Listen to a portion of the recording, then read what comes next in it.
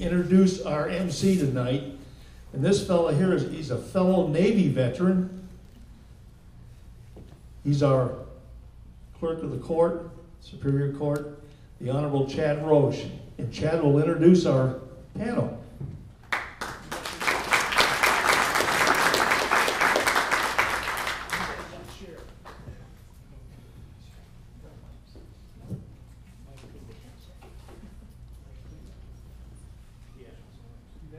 Test. All right, thank you, Paul. Thank you, San Valley Republican Club, for putting this on. Again, for those of you who don't know me, I am Chad Roche, the clerk of the Superior Court. I am an elected official, but I have the pleasure of not having to run for office this year. I'm good for another 2.5 years. So that said, I come out to support my club, support my neighborhood, and support other Republican candidates to help them get elected and make our county a little bit better. That said, to my left, we have Mr. John Acton. Thank you. Tisha Castillo, Cheryl Chase, and Michael McCord. The format for tonight for the candidates, just so you know, the timekeeper is in front of you. She will have a sign that will let you know you have 30 seconds remaining. Then she will let you know you have 10 seconds, and then she will tase you. I'm kidding. Sorry, I'm a fellow elected official, so I know we can be long-winded. So we'll work through that. At this time, I don't have that many cards up here. Jeremy or Paul, do we have any more question cards to come up? Jeremy's got some. Excuse me.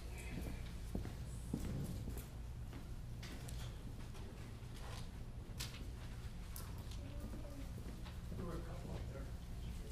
Yeah.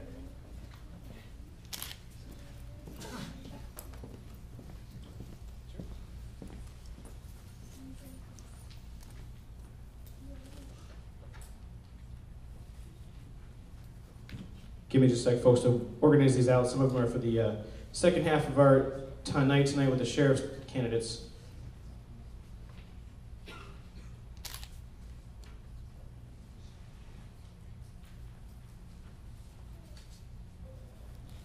Okay. That said, Paul, if you can keep me on time too as well, and make sure I'm not giving too many questions along and too much time to talk up here. So we're going to get right into this. The first question is specifically listed to Mr. McCord. I'm going to do my best to make sure every candidate gets equal number of questions asked. If it is a question that can be generally answered by all of the candidates, I may open it up and ask all the candidates to answer the question, even if it is only entitled to one specific candidate, unless the question is overly specific for that candidate. I will allow, if one candidate mentions another candidate in their response to the question, we would allow that other candidate a 30-second rebuttal to clear up, modify, or rebut anything that was said. Let's keep it fair. Let's keep it friendly. We're all on the same team. We're all here to help each other, and educate the public. That said, Mr. McCord, you've stated that Pinal County should invest in Phoenix Mesa Gateway Airport. What do you mean by if invest? And if it's encouraging the creation of jobs, why would you not invest in a Pinal, bear with me, in Pinal and stem the flow of Pinal residents leaving the county for work? Can everybody hear me? That's a very good question. Yes, we do need to invest into the airport, and it's not because of we want to see the money go into Maricopa. The new expansion of the airport, they're planning on spending $300 million to expand to a 60-terminal airport, and what needs to happen is much of that is going to be not only commercial, but there's going to be a lot of cargo shipments coming into that airport. So we're poised in a perfect position because of the location. The exit will come off of Haas onto Ellsworth. The possibilities for us here in Santan Valley and in Pinal County to put in transportation for shipping of goods outside of this area and through the state and across the country is great. So yes, I think we not necessarily put money into the airport, but we need to put money into the areas surrounding the airport on our end in Pinal County to help grow the infrastructure, to have shovel-ready land there available for hotels or businesses that want to go in. Thank you, sir. Next question. Ms. Chase. And bear with me again on handwriting, folks. I apologize. Ms. Chase, can you explain explain your relationship with Mr. Johnson, and have you accepted any campaign donations from him? And I'm assuming that's George Johnson.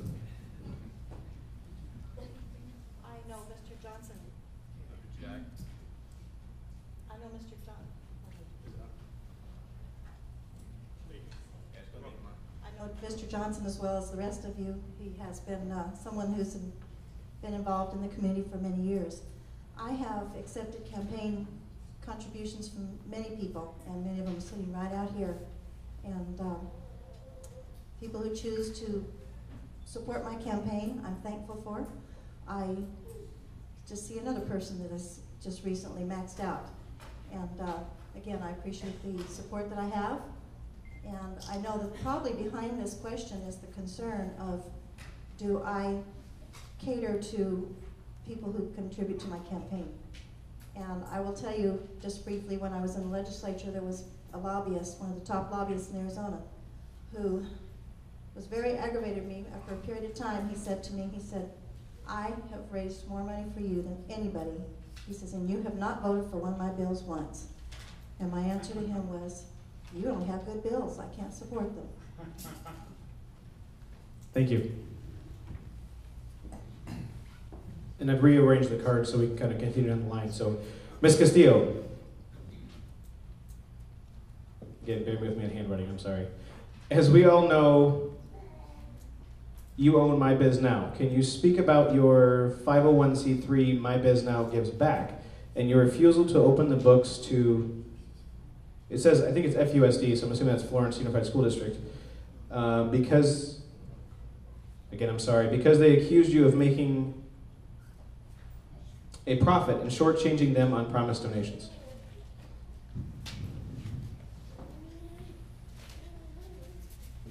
Good evening. Not a question I was expecting to be asked. As far as My Biz Now, I've been in business for 12 years now. My Biz Now Give Back, my husband and I had set up back in 2009, I believe it was, because we had contributed so much over the prior 3 to 4 years of giving back to the community. We were trying to be able to put a fundraiser on for Post and Butte. Their arts and athletics programs were about to be cut as a brand new school, and it was very important for us to make sure that those were still going to be available to them. So my husband and I created a nonprofit, 501c3.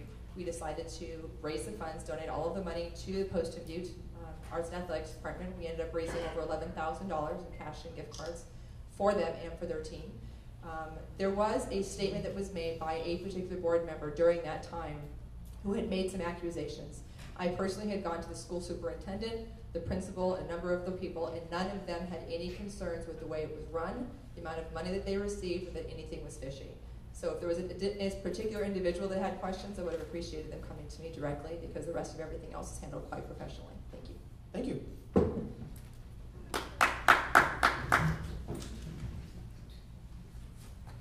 Mr. Acton. This appears to be a two-part question, but only because it's long, so bear with me.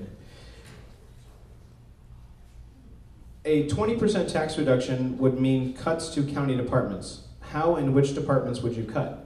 The second part of that question is also, if 20% reduction happens, how would the expansion of Hunt Highway happen? Our congressmen are opposed to earmarks, so federal funding is highly unlikely.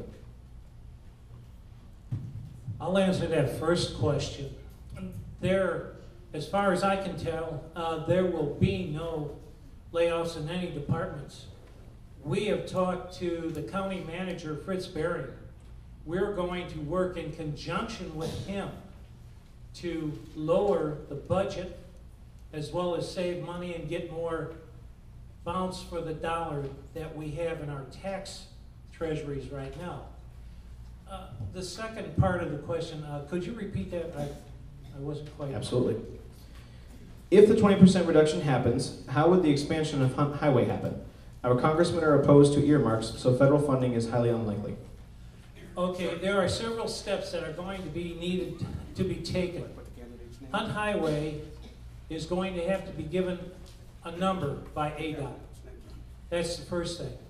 The second thing is, I'm going to twist the arms of certain senators and representatives and so on and so forth to get funds grants from turf, HERF, anywhere, pork bellies, anything I can get my hands on. Because this, it was inaccurately described last night by another candidate. This is the third most dangerous highway in Arizona. We've had, in 11 years, 8 people killed out there. These are serious things.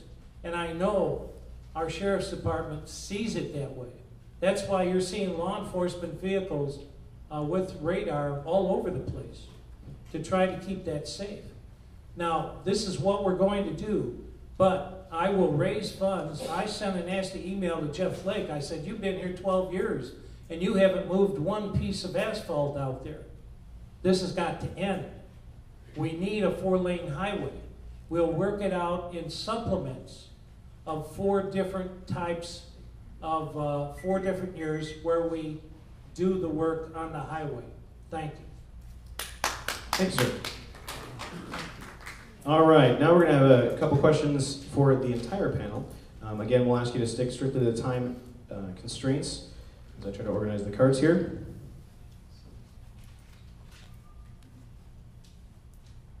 I'm going to come back to that one because I need to read it prior to reading it out loud. To every candidate up here, I would like to know how each candidate feels about the Curious Copper Mine. We'll start with Mr. McCord. I think the Curious Copper Mine offers a unique financial opportunity for the area. I am not 100% sold on what it will do to our groundwater.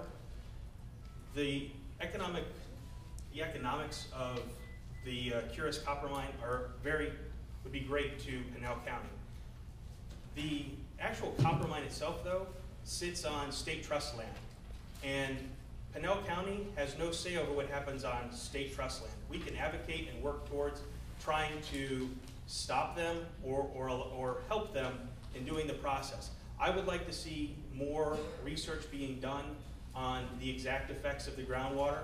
I've recently started going into more of the details of what's going on with Curious. I went and toured the mine, and you know, it's almost like going and having a car salesman try to sell you something. So I'm not 100% sold on it. I think there's some more research that needs to be done to assure that there will be no effects to our environment.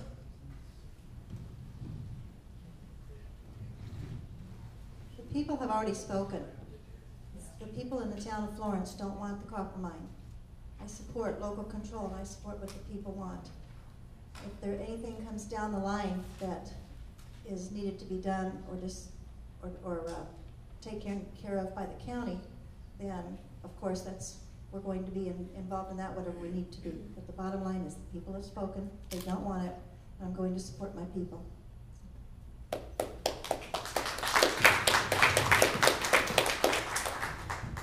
When the Curious Copper Mine was first coming into the area, there were a number of shows that were put on for both in favor of and against. I went to every one of the meetings. I listened to everything everybody had to say. I asked questions over and over and over again so that I, as a resident of a neighboring community, would be able to see what is this going to do for my area as well. I have some concerns with Curious. I agree with Cheryl that the population of the town of Florence has said this is not something they want here. But I'll tell you on a personal level, what bothered me was that when I've gone to certain individuals through Curious and asked them, please come into Santan Valley and explain to us how the drinking water that you have here is not going to be impacted in Santan Valley. Please come into Santan Valley and explain to me that if you're going to bring all these jobs to Pinal County and they're not all coming from the town of Florence, why you won't come into Santan Valley. And never once did they agree to come. They would not come into Santan Valley, and the bottom line was, your vote doesn't count. Well, as far as I'm concerned, whoever represents this district in this area has to represent all of the area. And anything that's going to impact Anthem is going to also impact Santan Valley, which is the area that I also want to be able to represent. So where I stand right now, I'm not in favor of Curious personally, but I will also tell you that the people of the town of Florence have said they don't want it, and that is also what I would support.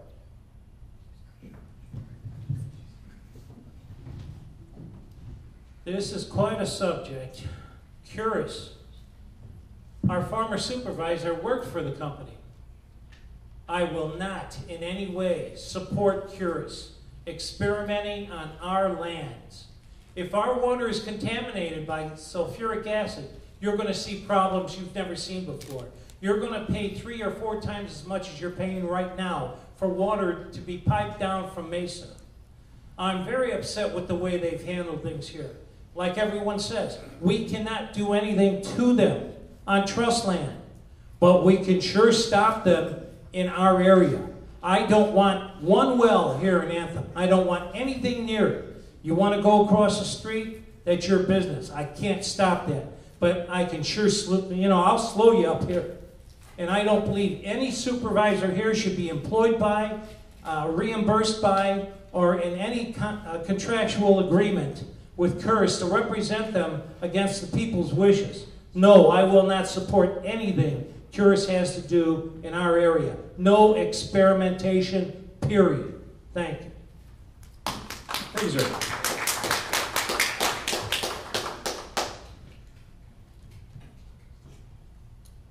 Okay, this is another one for the entire panel, and this is a question that is obviously very heavy on the hearts of anybody who's lived in Santan Valley for more than a few weeks, and we're going to talk about incorporation. First of all, can you tell us your views on incorporation for or against, and what do you think the economic impacts will be to Pinal County and to the would-be incorporated area as far as money coming from the state or being lost from the state? And we will start, ladies first, Ms. Chase.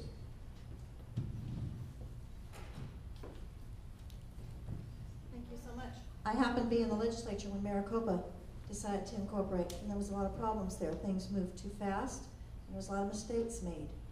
We still have a lot of questions. A lot of people are still unsure whether they want to incorporate or not, and Florence has fought us on this last go-around. Again, the people need to be very involved in this decision.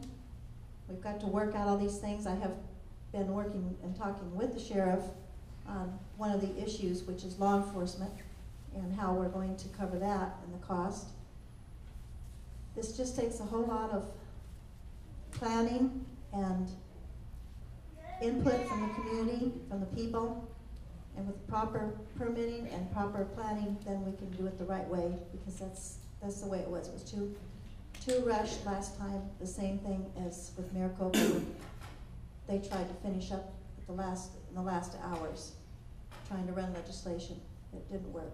So it has to be done the right way. Thank you. Ms. Castillo. This has definitely been a hotly contested topic for many years in our area. And there are pros and cons. I would say that many people have asked me the concept of incorporation. Am I against the concept? No, I'm not against eventually incorporating. Do I think right now with the current laws that we have, with the 6 mile rule, with the way our economy and the country and the county is what we're dealing with right now, if now is the best time to hurry up and grab a key and think we can survive? No, I don't. There are a lot of things that need to be done in our area to get us ready to incorporate. I think unfortunately last year when we kind of went through this quick rush to hurry up and be incorporated, it was pitched as this great magic pixie dust. Hurry up and incorporate, we're going to have the World Series here in 4 years. Well, that's not reality. I do not want to be the first city in the area to be bankrupt. That's a huge concern for me. So to be able to impose any additional taxes on our current residents to try and pay for something that they hope might turn out, now is not the time to do it. When our economy recovers, I am definitely open to discussion.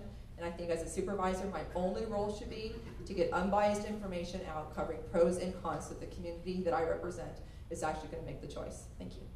Thank you. Mr. Acton. I was involved in incorporation in 2005 here, and we did our best to get it done, but it didn't happen. I don't think a supervisor should have a voice in incorporation, because a supervisor should listen to the voters and do what the voters want.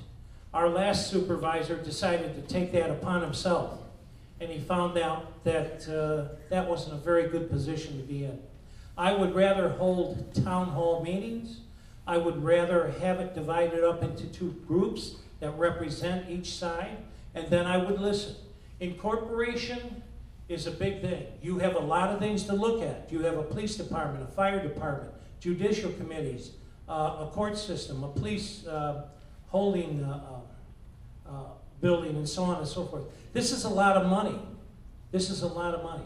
Plus the buffer zones that were related. That's a 5 mile deal. So you have to get every town to to write off on the 5-mile position. That's difficult to do.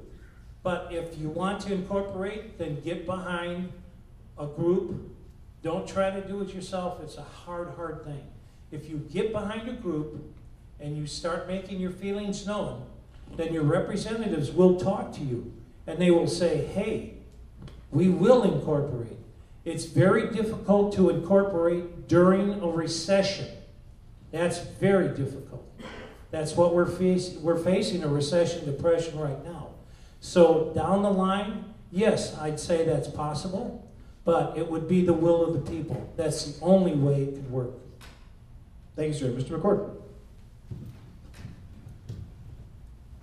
I think it's going to be a process that's probably going to take more than the next 4 years or whoever's elected as the next supervisor. It's probably going to be a process that's probably going to take upwards of 10 years. But I've spoken with a couple of the AJ City Council members, and their major reason for wanting to stall our efforts was their concern of losing the revenue share. The best way to go about doing that, and what they expressed to me was, is there a way that we can do this in a stepped process so that we're not taking $1.5 million hit all at once? Can this be a process that we take on over a several-year period and plan it out? And that's what needs to happen, is it needs to be a strategically planned process, not something that we just start and we're going to jump into, kind of what happened in the last incorporation. There needs to be pre-planning. It needs to be done in a fiscally responsible way that's not going to affect the taxpayers in such a dramatic way that people are going to lose their homes in foreclosure, or that it's going to increase the tax burden on a homeowner so much that they're just struggling to survive, because then all that does is eliminate the disposable income that they could use to go out and to do other things in the community with. So I would advocate for incorporation. I know Mr. Acton is against it, but I would encourage it, because right now we have one representative in the Santan Valley District, one representative on the board of directors, which is 5 members, right? So we only have one voice. There's no city, there's no municipality to fight for us at the state level, at the local level. We're on our own with one member. If there's something that we want to do in Santan Valley, it may not happen because the other 4 members sitting in Florence, like Pete Rios, don't want it to happen, and it can get quashed. We're not going to have parks, we're not going to have recreational things like other major cities, for the simple fact that we need to incorporate to make that happen. Thank you. Thank you. Mr. Acton, do you want to take 30 seconds to clarify your position or no? Yes, I would. Thank you, Mr. McCord, but I'd like to vote that myself. You don't know my position, sir. I would like to say I will go with the people's will, period. If you want it, I'll go after it 100%. If you don't want it, then I won't go after it. I will not pursue it.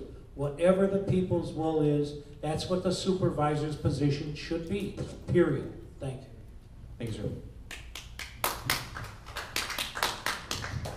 Okay. At this point, I've gone through some of the questions up here that have been delivered. There are a lot of specific questions to each of the candidates, and there's a general question to all of the candidates, and they all have to do with the same subject matter. So I'm going to break it up. Candidates, if there's a portion of the question directed specifically at you, you may want to jot it down so you remember it, because this is going to be kind of a general and a specific question, and it has to do with the reason the sponsoring group of this organization, of this event today, is the Republican Party of Santan Valley. So this question has to do with several different issues regarding being a Republican. The question that goes out to all the candidates is, how long have you been a Republican and why? And there were 2 other specific questions directed at Ms. Castillo about when you changed your registration from Democrat to Republican. Why did you do it? And Ms. Chase, when you were in the legislature, you were a Democrat. Why are you a Republican now? So I will give the gentleman the opportunity to go first this time, and we will start with Mr. McCord. I've been a registered Republican since I was 18 years old. In Pennsylvania, I was a precinct committeeman, and worked with a number of elections for county officials in Pennsylvania. So I'm a pretty conservative individual, and that's where my heart lies, is with the beliefs that we need a strong local government, and that the federal government needs to allow the control to come back to the people. Thank you, Ms. Chase.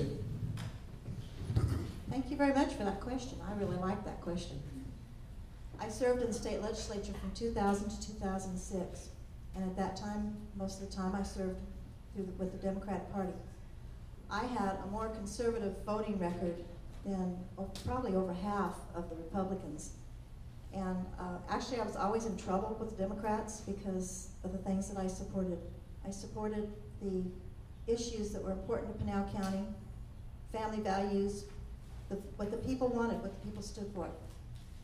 There came a time that there was a constant fight in anything that happened with my constituents. When they needed something, things were pushed to the bottom. And others who are currently serving in office at this time, in other positions, were fighting me. They were in leadership. I actually had more help from the Republicans solving problems as far as from their staff with constituent requests, such as something that you needed help with. That staff would help me.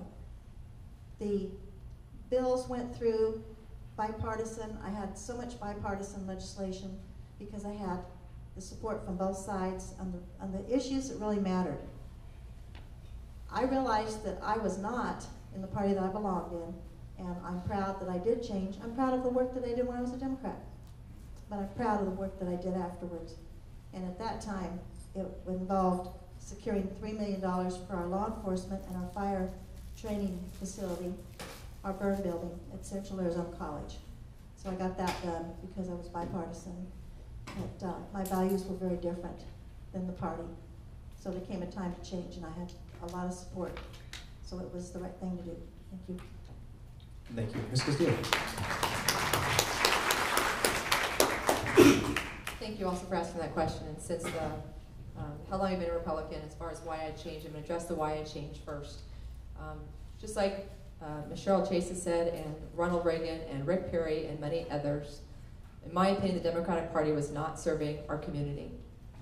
When I first moved out to this area in 2006, the first party meetings I started attending actually were the Santana Republican Club, where I met Paul Messenger, and I met Lynn Lost, and I met Sharon Gill. We used to meet at the golf course at the Terrace.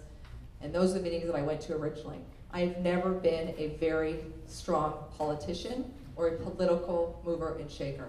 I've always looked at the candidates, and I've always looked at the topics. When I spent the last 6 years out here dealing with the crowd that I worked with, they happened to be primarily Republicans. When I had questions and I asked for direction and I asked for assistance, I was asking Republicans that were giving me feedback. And I had Republicans asking me for a number of years, why aren't you just a Republican? Everything else you're doing is Republican. Why not just change the name? Why not just become Republican? So somebody asked me how long I've been Republican. I've been living Republican since 2006. As far as when I officially changed, I changed this year before I made the decision to actually run for office. The reason I changed and decided to run for as a Republican is because I needed to make sure that the platform I stood up on was going to be in line with the values that I carry that are important to me. I'm a pro-business candidate. I'm a small business owner. Being the president of the Santana Valley Chamber of Commerce, I was unbelievably frustrated with all of the regulations and all the increased threats of taxation that were stopping our businesses from growing. We were not represented, we were underserved, and there needed to be a change. So I am proud of the fact that I changed my party. I am proud of the fact that I'm standing here in front of you as a Republican looking to support you and our community so that we can continue to grow. And just like Ronald Reagan said too, I didn't change what I stood for. I aligned myself with a party that believed in individuals, small businesses, and less government. Thank you. Thank you. Director. Thank you. I'm a lifetime Republican. I come from Chicago, tough town. Republicans don't do well there. When I decided to retire, there was only one place I was going, and that was Santana Valley. My uncle lived near Phoenix, brought me through here in the 60s. I love the place. I decided I was going to live here somewhere. So you're stuck with me. You're going to have to live with me. But I will tell you one thing. I am not a professional politician. I consider a professional politician someone who runs more than twice. That's what I consider. I'm a good common sense person. My middle initial is R. It really is for Republican. Thank you very much. Thank you, sir. At this time, folks, if I could ask, only in the interest of time, if we want to hold applause, if we can kind of keep it towards the end of what their comments or towards the end of everybody's comments, so we give everybody a chance to keep going and keep it moving smoothly. That said, I'm trying to organize the questions up here to keep us similar on the same topic because there are a few more questions that dig a little bit deeper. And I'm going to jump to Ms. Chase. Ms. Chase, in the legislature, did you support the spending under Janet Napolitano as governor?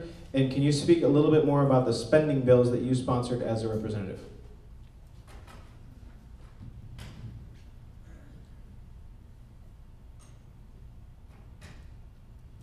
I actually have a very conservative voting record on the spending bills and the budgets, and I rarely gave in to any budget until I saw that it was right for the people, because budgets are extremely important. You can't give on anything, and you've got to protect. You've got to protect everything that's the best interest, and you can't be cutting corners. I supported, I'm sorry, I've kind of lost my thought here. I was part of the supporting the budgets and the tax breaks I'm just lost on here. Okay, I've got something. I actually helped push over the $500 million in income and property tax cuts for residents and businesses, and this was in 2006. This was one of the most important ones that we had. And it takes a while to learn and to get into what you need to know about the budget. It's not an easy thing. But at that time, when the two most important bills came through, I worked there, and I went that through with in 2006. Thank you. The next one is for Mr. Acton. Again, this is a several-part question. Your signs say you plan to reduce property taxes by 20%.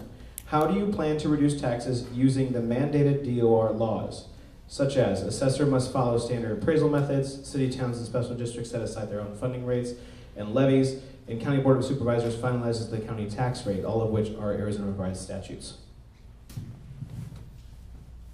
The way we're going to do this, the 20% will be in increments, 4 to 6% per year. We'll work with the city manager. We will work with the assessor. That's an important part of this, to work with the assessor.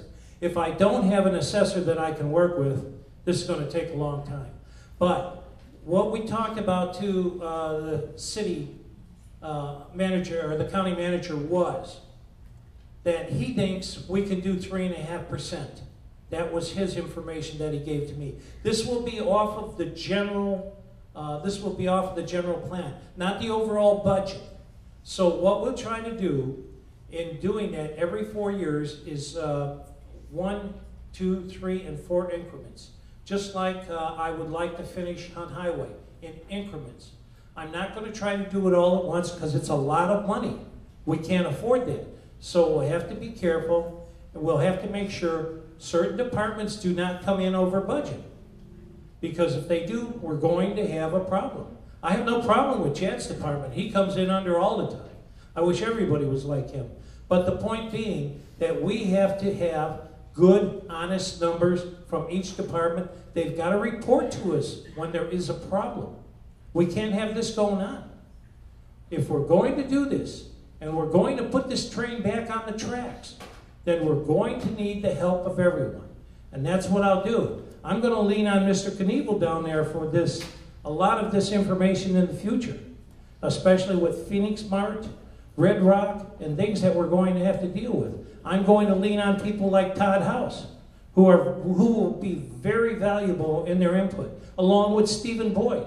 We have a good nucleus, a good group. Let us do the work for you. That's what we're going to solve. We're here to give leadership, and we're here to give solutions to your problems. That's what I want. I'm running a campaign with no funding, self-funded. I give all the money. Thank you. Thank you, sir.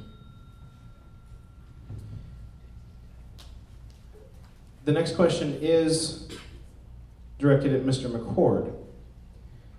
Mr. McCord, can you speak about your experiences in education and how that will affect, or qualify you for service on the Board of Supervisors? Well, my educational background is that I hold a bachelor's degree in public administration, and I hold a master's degree in business administration. I currently work as the executive director for a charter school in Apache Junction. I'm one of the only candidates up here that directly has an effect with a budget that's of taxpayer dollars. I have to manage a $2.2 million budget every year and spend it in the most economical and efficient way to educate the students that I have coming to my charter school. We get far less funding than a public school does, so I have to use my dollars to the best of my ability to pay for teachers, keep the lights on, and pay for the building. The paying for the building, public districts don't have to deal with that. I do. So we actually look to how to budget that into our yearly budget so that we don't affect the quality of education that our students are getting. So having that background and how to deal with those kind of numbers, I think makes me uniquely qualified. As far as what I did prior to becoming the executive director for the charter school, I was a teacher for 6 years, and prior to that I was a paramedic for 10 years in Pennsylvania. And in Pennsylvania, I was the operations manager for the second largest paramedic service in Erie County. It was quite a task to manage a fleet of ambulances and staff members. So I think having the management experience behind me and dealing with people, having the education experience behind me, and having the educational experience of running a budget of such a large proportion, I think makes me uniquely qualified. Thank you. Thank you, sir. And sticking with the topic of budget, again with the same type of party alignment question, there are several questions up here directed at specific candidates and all the candidates as regards to budget. So I'm going to try and encompass them all into one general question for all the candidates. It'll have a few different facets in it, but if you can bear with me. The question is about managing a budget, and Mr. McCord just spoke about his experiences. There are several cards up here asking the rest of you to please expound on your experiences, also managing budgets. And there are several up here talking about there are certain departments in the county that were over budget. How would you deal with it? How would you let it happen? And can you speak to that? And we will go ahead and start with Ms. Castillo. As far as my experience with managing budgets, before I started my own business with my husband 12 years ago, my background was in finance and banking. I actually was an national executive for a corporation that processed billions of dollars of transactions on a monthly basis. In addition to overseeing that budget, I was also responsible for about 3 dozen satellite offices, which were ranging anywhere from 1 to 2 employees to maybe 15 to 20 employees. So I had a really good chance to take a look at budgeting from all levels, from a 1 or 2 man shop up to billions of dollars on a monthly basis. Once we decided to run our business, as far as managing a budget, I've been in business for myself for the last 12 years. You have to be able to manage a budget in order to be able to stay in business for 12 years, especially in our economy, and especially in the state of Arizona, which is not always the most friendly to businesses. That's something I take a lot of pride in. I also happen to be a mother who also needs to be able to maintain a budget. As far as one of the questions you talked about, what happens if somebody is going to overspend? I have a serious issue with people just wastefully spend money. I don't think throwing money at a problem fixes a problem. I think if somebody's coming in and asking for money, there needs to be a reason why. It's not just because I want it. Why do you need it? Explain to me why you need it. I'm going to ask those types of questions, and I'm going to make sure that any money going out that is your taxpayer money, my taxpayer money, is being used the most efficient way it possibly can. There are a lot of things that could be changed. There are a lot of ways that our budgets could be realigned to be able to make us stay within budget. I think that pretty much covered it. All right, thank you. Ms. Chase? When you're in an elected position or any type of a position over others, you surround yourself with the best people that you can possibly find, the experts in the field. I have some experience. I don't claim to have the most experience, but I also know that you choose the best people for the job to manage the area that they need to manage. As far as departments, I think I can directly speak to that because I've been involved in an office who has made many plans, many changes in the budget, and able to expand and increase services. These were repeatedly shut down by the current Board of Supervisors, and that is totally unacceptable. There are certain, when someone comes to you, a leader of an organization, an elected official, and they come to you and they have a plan, and they have everything laid out, when you see that there is a way to make this happen, you need to support that. You don't need to take it and cut it down and prevent the growth and prevent things from happening. So I totally support, I understand where this question came from. I totally support this situation where this case was brought up about letting someone have more of their own budget, because this person is the expert in the field, not the other people in the board. Thank you. Thank you, ma'am. Mr. Acton. Can I hear it again? So I answer correctly? It's kind of a jumble of all questions, so I kind of made it up. How have you managed the budget in the past? How will you manage the county budget? And how would you address overages in certain departments in the county? Okay, good question, tough question. I have a passion in my life. I'm a coin collector. I am also the ANA, American Numismatic Association, representative for Arizona to all coin dealers here. I attend all major coin shows. I handle an auction in excess of $1 million every year at the coin show. It's probably several million, $7, $8 million. I have to put these dealers in the correct position. I have to get an auction together.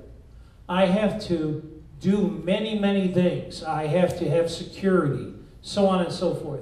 These are things that I assist with and I do. I've been doing for years. As I said, I'm a lifetime member, 4318. And I do all of this work non-gratis. I enjoy it. It's my passion. Pinal County is my passion. I'm going to handle it the same way, folks. I'm going to take a penny and I'm going to squeeze it until it's a nickel. And I'm going to roll it around like it's a sewer cover. Try that one. That's old school Irish. That's what I'm going to do for you. So, support me. I'll take care of your budget. I'll keep the people in line that have to be in line. We're going to meet and we're going to be on the same ground. I will handle this for you. Thank you. Thank you, Mr. McCord. I think kind of the current way that we do things in Pinal County, we back into our tax rate here.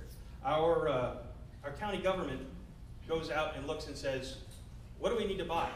And then we decide how we're going to tax our citizens. That's not how we should be doing it. That's not how we do it at the school. That's not how I manage my budget. That's not how you manage your budget at home. What you do is you see how much money you have coming in each month, and then you decide what you can spend. And that's how we need to manage the budget here in Pinal County. And we need to fund departments for public safety. We can't allow things to go slack and allow people to be put in danger. We need to support our local roads. We need to improve our infrastructure and support our community, but we can't do that at the detriment of the taxpayers. So it's important to know that when you're setting up a budget, there's a certain way to go about doing it. And my experience with managing a budget currently and having my MBA, I think makes me uniquely qualified in that aspect because I deal with these numbers and like Ms. Chase said, you know, it's important to have and surround yourself with quality people that know exactly what they're doing when it comes to this stuff. And putting together a great team is something that I've done. When I took over the charter school that I'm with, and currently I took them over at the beginning of the 2011-12 school year. I'm going into my second year as their director. I took over a school that had somewhere between a $300,000 and a $500,000 budget shortfall because of overspending in previous years. We're on track now because of our pre-planning to pay that off within the next 2 years. You know, it may take a little bit more, a little bit less, but we plan ahead for how we're going to handle that. We plan for contingencies, and that's how you manage a budget. Thank you, sir. Okay, now we'll go to a round of individual questions, and this one's going to go to Mr. Acton. And this is actually several different cards that come in with almost the same question on them. So again, I'll use my creative license to put them together. How do you feel about the open-ended contracts that the Board of Supervisors recently passed, and considering the $1 million a day spent from the board, and is it possible to allocate some of that million towards roads, I believe? Well, your board is out of control. They're spending $1 million a day. Your money, approximately $1 million a day, 365 days a year. That's $1.6 billion of your money. Where's it going? It's not going to one department, that's for sure. It's going into somebody's pockets. I'm going to find out where it's all at. It's not going to be easy, but there's over 125 people, I believe now, in Pinal County government earning $100,000 a year or more, approximately that number. This is outrageous. I'm not going to let that happen, not on my watch. That's why I'm going in there self-funded. I don't want anybody's money, not 1 cent. I don't want any strings attached. Other people get donations from big companies. I haven't gotten 1 penny. I am not a professional politician. I haven't served since 1998 or 1995. I've never earned a penny. One person up here has almost earned $500,000. I haven't earned nothing. And I'm going to lose my pension to take this job. But I'm going to step up and I'm going to do it for 4 years. That's all I can afford to do it for. And I'm going to lose a lot of money because I've got a good pension. I have good medical.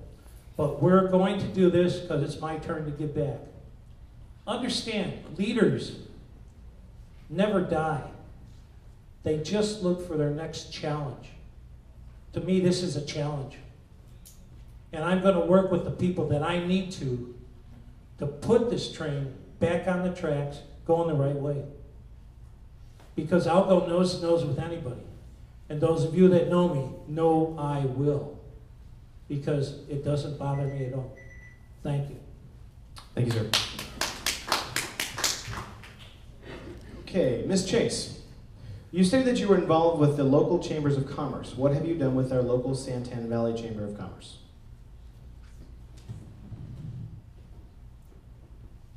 I lived in Santan Valley for a little over 3 years.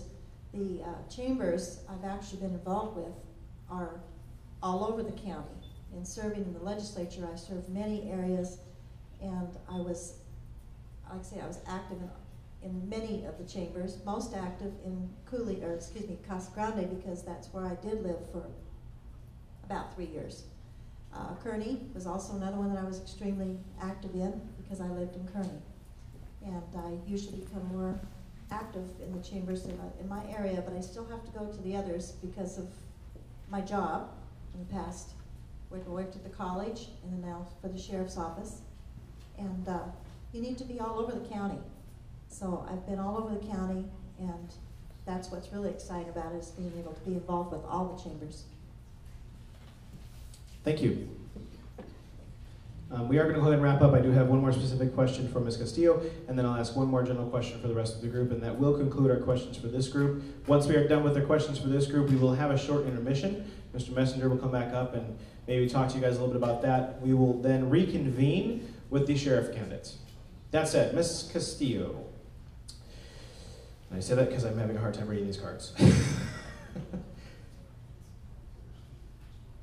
Do you intend to continue your candidacy for supervisor to fruition, or do you intend to withdraw close to the election day and throw your support to another candidate?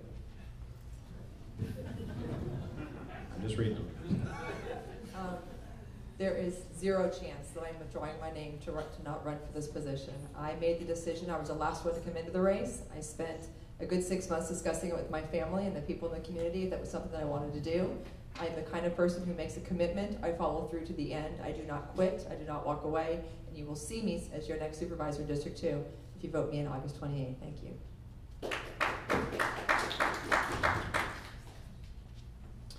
All right. The last question is again going to be on budgets because that is the majority of what the Board of Supervisors do. In our county, there's a problem with, with the Board of Supervisors continuously interfering in other departments. Will you do that as well, or will you allow elected officials to behave as elected officials?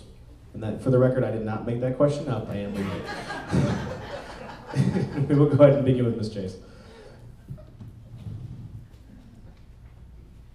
I think that each department knows best what they need. I'm a nurse, and I worked as an industrial nurse for 20 years.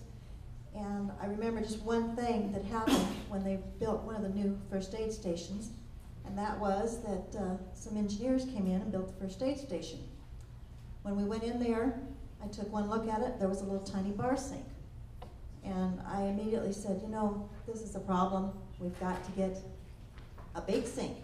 I have a wound that comes in, I need a big sink. Decisions are best made by the ones who are the experts in the field, and that's the ones that you need to get in there and talk to. Again, as I said, I'm very familiar with some situation that has gone on for a long time, and that is no support for one of our offices that had a very good plan. And the Board of Supervisors felt that they were more tuned in to that than the leader and the elected official.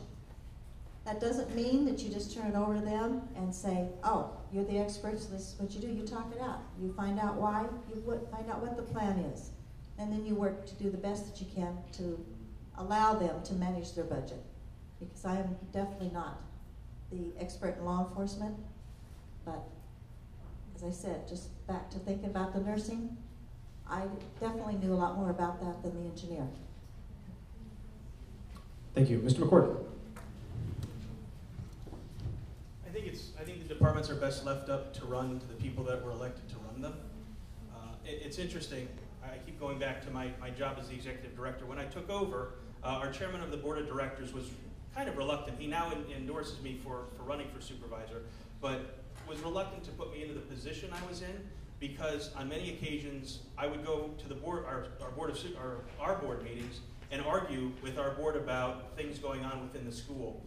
And when they promoted me and I interviewed, I said, listen, we can sit in a room together and argue and fight and hate each other, but the second we leave the room, we have to leave here as friends and work together and be able to walk out of this room and have a consensus on how things should run.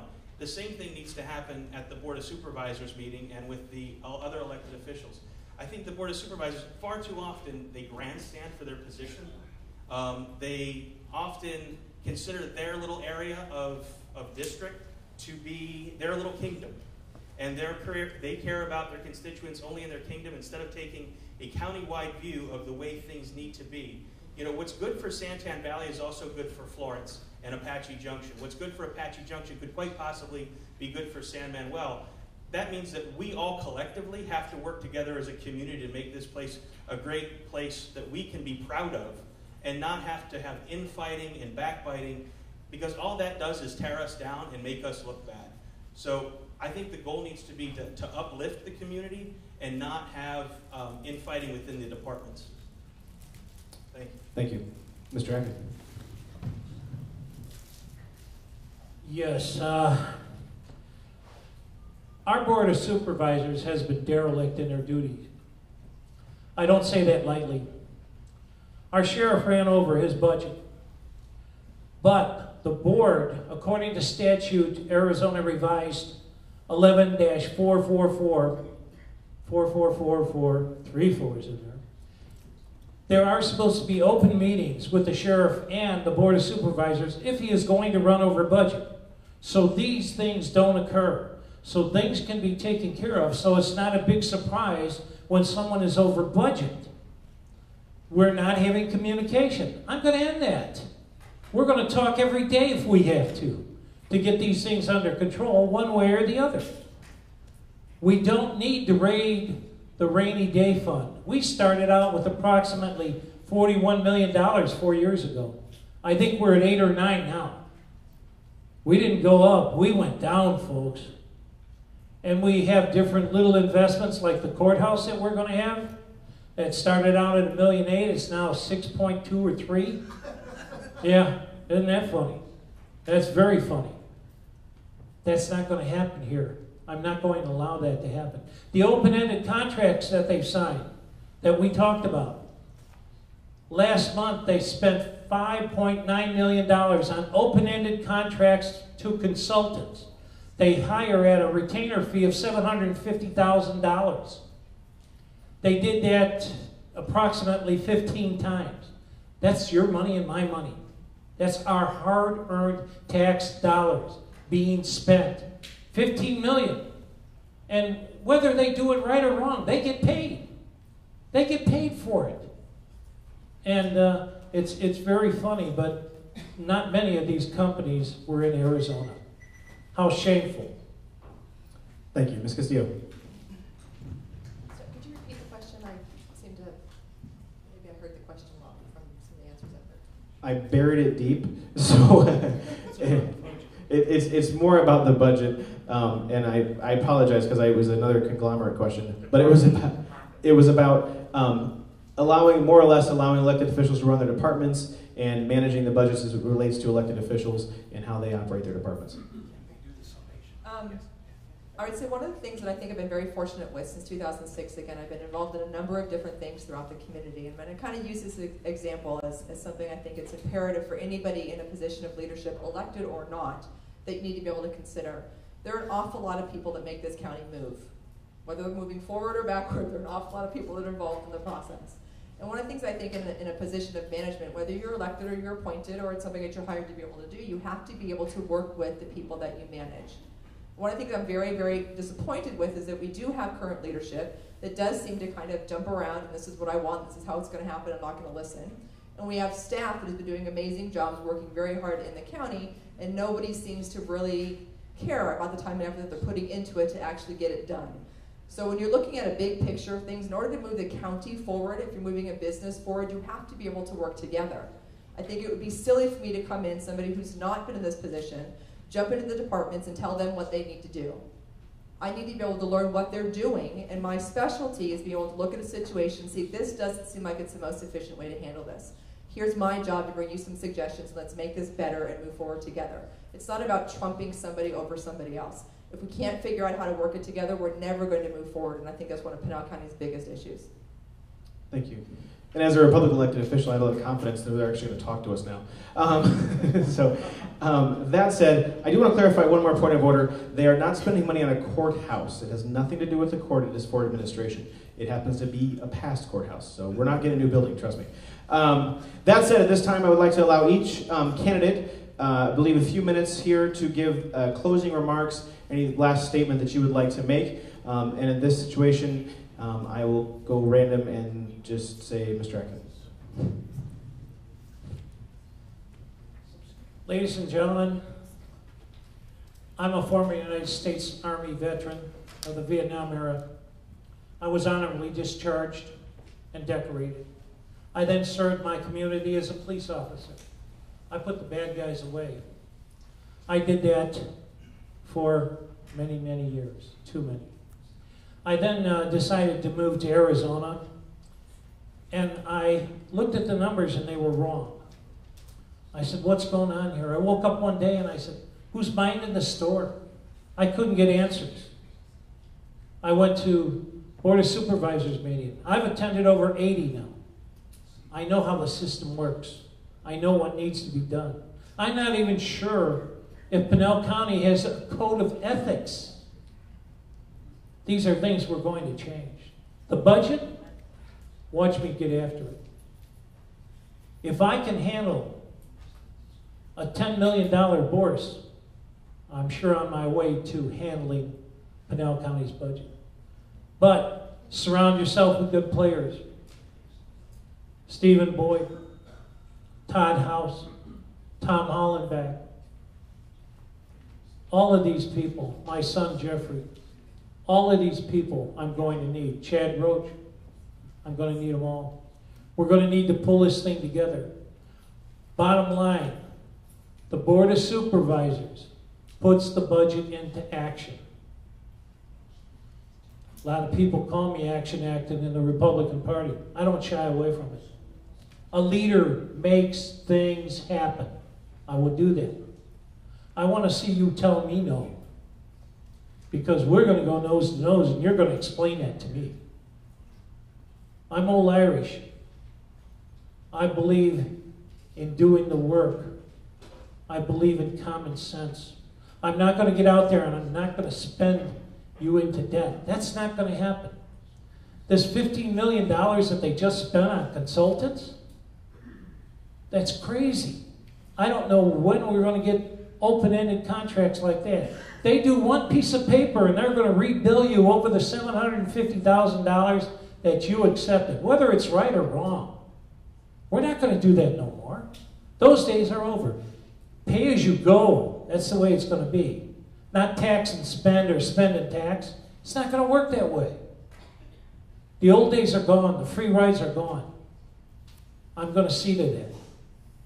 I'm going to clean it up. And I'm going to have the help of some good people like Fred McKinsey, Todd House, on the Board of Supervisors, Tom Hollenbach. I need these people. This is our core group.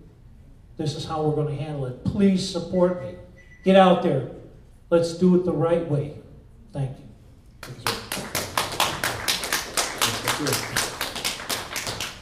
First, I'd like to thank all of you for coming out tonight and the Santana Republican Club for putting on this forum. And also for Ms. Cheryl for doing a great job with her cards and keeping track of time. And last but not least, of course, Honorable Chad Roche for doing such a great job moderating. I really appreciate that.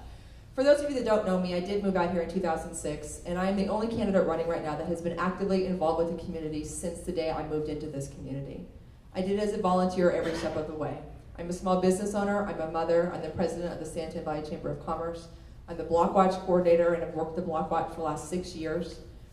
When we didn't have a Special Olympics program, I founded a Special Olympics program. When we needed to be able to open up communication for mental health disorders and substance abuse, I helped to found the Santana Valley Substance Abuse Coalition to get that formed. There are things that need to be done in our community. One of the most disappointing things I think that we have in Santana Valley specifically is that nobody understands what we have. Nobody knows what's there. Nobody knows where to go shopping. People know that there's a couple different grocery stores and there's a bad freeway or a bad highway. That's all people have any idea about. But Santana Valley in the new District 2, we should be excited about the fact that we're finally going to have a chance to be represented in this District 2, encompassing Santana Valley and Anthem, to actually have a voice at the Board of Supervisors, instead of the county being split up 3 different ways and just hoping that somebody remembers that we're kind of up there by AJ. We need somebody who's going to be in this office who understands the needs of the community because they've been in it, not because they're now running for office and that's a great baby Photoshop. This is not what we're looking for. I'm the only candidate that works and lives in this district. I'm the only candidate that has stood up and fought for whatever we could to be able to make sure we got more information, more resources, and more services to be able to be out into our county, and I want to be able to do that for you as your supervisor. So please remember to vote for Tisha Castillo for District 2 Supervisor, and I promise that I will listen to you, and you will be heard. Thank you. Ms. Chase. Thank you very much. I am the only candidate who has a proven record of success and a proven track record of things done, getting things done for Pinal County. I also want to mention one thing briefly, and that going off on another subject, and that is that the sheriff's office budget is balanced. Okay, then I'll go back to me. One of the concerns that we haven't discussed tonight is Hunt Highway. Just a few days ago, we were dealing with the flooding again. And that is a priority. That's a safety problem. That's a safety issue. We have got to get Hunt Highway, it's got to be 4 lanes, 2 lanes each way, all the way from Santan Flat, all the way to Florence. That is the first priority. Then we need to get on to the other things, working on setting priorities. What are the most important things we need to do? And the old courthouse, the $6.2 million, is definitely a waste of spending, and we need to set our priorities differently and focus on what we do need.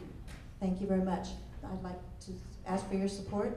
In 2 weeks, early ballots will be out, and I'm looking forward to being your next county supervisor. Thank you. Thank you. Mr. McCord. Thank you.